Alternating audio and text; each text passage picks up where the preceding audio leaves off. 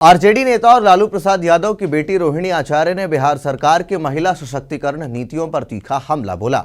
मुख्यमंत्री नीतीश कुमार की सरकार लंबे समय से साइकिल योजना और छात्राओं को दी जाने वाली प्रोत्साहन राशि को अपनी प्रमुख उपलब्धियों के रूप में पेश करती रही है, लेकिन रोहिणी का मानना है कि ये पहले केवल सिंबॉलिक मदद तक सीमित हैं और महिलाओं के वास्तविक सशक्तिकरण के लिए पर्याप्त नहीं है। उन्होंने कहा कि बिहार जैसी सामाजिक संरचना वाले राज्य में केवल वित्तीय सहायता से कोई व्यापक परिवर्तन नहीं आ सकता। इसके लिए सिस्टम और समाज दोनों ही बड़े बदलाव की जरूरत है। इसी के साथ अपने बयान में रोहिणी आचार्य ने कहा कि लड़कियों को 10,000 रुपए देना या साइकिलें बांटना भले ही अच्छी सोच से प्रेरित हो, लेकिन यह उन गहरे व्यवस्थागत मुद्दों जो सिस्टमैटिक इशूज हैं उसका समाधान नहीं करता, जो भारत में महिलाओं के सशक्तिकरण के रास्ते में सबसे बड़ी बाधा बनी हुई है। उन्होंने कहा कि सरकारें अक्सर योजनाओं और अनुदानों को महिला विकास का मानक बताती हैं, जबकि जमीनी हकीकत इससे बिल्कुल अलग है। रोहिणी ने यह भी कहा कि बिहार में नीतीश कुमार का साइकिल मॉडल महिला शिक्षा को बढ़ावा देने में जरूर सहायक रहा है, लेकिन आज की सामाजिक चुनौतियों के सामने यह अपर्याप्त है।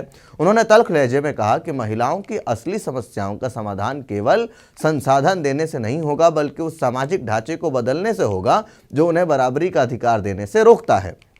आरजेडी नेता ने बिहार की सामाजिक व्यवस्था पर गहन टिप्पणी करते हुए कहा कि यहाँ पितृसत्तात्मक मानसिकता यानी पैट्रियर्कल माइंडसेट इतनी गहरी जड़ें जमा चुकी है कि इसका प्रभाव समाज और राजनीति दोनों में स्पष्ट रूप से दिखाई देता है।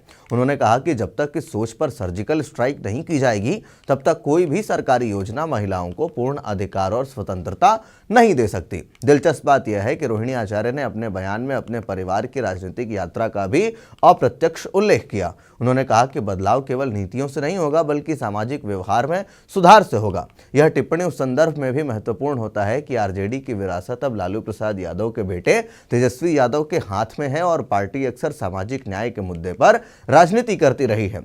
रोहिणी ने अपने बयान में एक महत्वपूर्ण हिस्सा मायका अधिकार यानी right to return to maternal home के विचार को दिया। यह उनकी सबसे उल्लेखनीय मांगों में से एक मानी जा रही है। उन्होंने कहा कि प्रत्येक बेटी को यह भरोसा होना चाहिए कि उसका मायका उसके लिए हमेशा एक सुरक्षित स्थान रहेगा, जहां वह बिना किसी स्पष्टीकरण, बिना किसी शर्म या अपराध बोध के लौट सकती हैं। अब जरा ध्यान से समझिए कि उन्होंने कहा कि बिहार और ऐसे कई राज्यों में शादी के बाद लड़की का मायके लौटना एक सामाजिक कलंक की तरह देखा जाता है। यह कलंक ही कई महिलाओं को हिंसा, उत्पीड़न और शोषण झेलने के लिए मजबूर करता है। रोहिणी ने कहा कि मायके को सुरक्षित विकल्प बनाना न केवल प्रशासनिक दायित्व है, बल्कि एक नैतिक जिम्मेदारी भी है। यह भविष्य में लाखों महिलाओं को उत्पीड़न से बचा सकता है। रोहिणी आचार्य ने स्पष्ट रूप से कहा कि सरकार का सबसे पहला कर्तव्य बेटियों को समान अधिकार सुनिश्चित करना होगा, ताकि खासकर तब जब परिवार और समाज उदासीन हो जाए। उन्होंने जोर देकर कहा कि महिला सुरक्षा, समान अवसर और मानसिक रूप से सक्षम माहौल देना केवल कागजी योजनाओं से संभव नहीं है। इसके लिए सरकार को उन सामाजिक मान्यताओं पर काम करना होगा जो महिलाओं को पीछे धकेलती हैं। अपने लिखित बयान में रोहिणी ने क्या लिखा, जरा ध्यान से समझिए। लड़कियों को 10,000 रुपए देना या साइकिलें बांटना भले ही नेक इरादे से किया गया हो, लेकिन ये भारत में महिलाओं के सशक्तिकरण में बाधा डालने वाले व्यवस्थागत मुद्दों को हल करने के लिए अपर्याप्त हैं। प्रत्येक बेटी को उसका अधिकार है कि उसका मायका उसके लिए हमेशा सुरक्षित स्थान बने। इस जिम्मेदारी को निभाना राज्य की नैतिक और प्रशासनिक दायित्व दोनों है। रोहिणी का यह बयान बिहार की राजनीति में नई बहस को जन्म देता दिख रहा है।